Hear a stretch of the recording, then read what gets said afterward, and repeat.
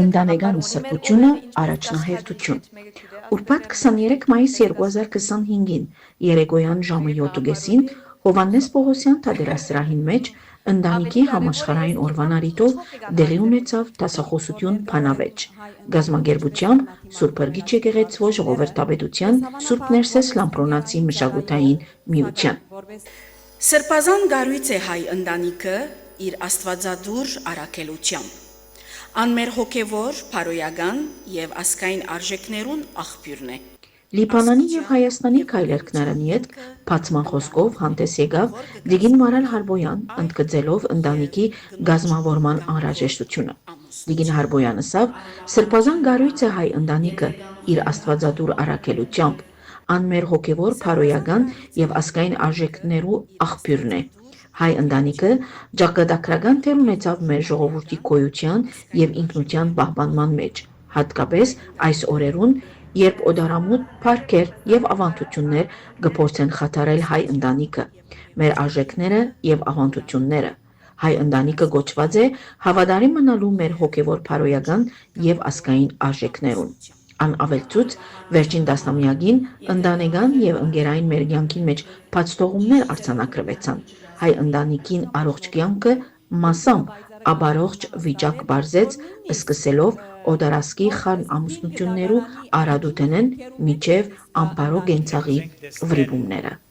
Անպեմ հրավիրեց Բեյրութի պատրիարքական թեմի օգնական եպիսկոպոս Արիաբադիվ Հայր Գրիգոր եպիսկոպոս պատիշահ մասնակետ ամուսնական կյանքի եւ ընտանեկան հովվական առաքելության։ Տիկին Քրիստին Դանիելյան Սարգսյան, Ջինիշյան հիշադակի հիմնարկի տնօրեն, ընկերային ծառայող եւ մոդեն հետևող այսօրվան ընտանիքներու իրավիճակին եւ օրորդ Ազնիվ Պոլատյան հոգեբան եւս մոդեն հետևող ընտանիքներու ներկա հոգեբանական իրավիճակին։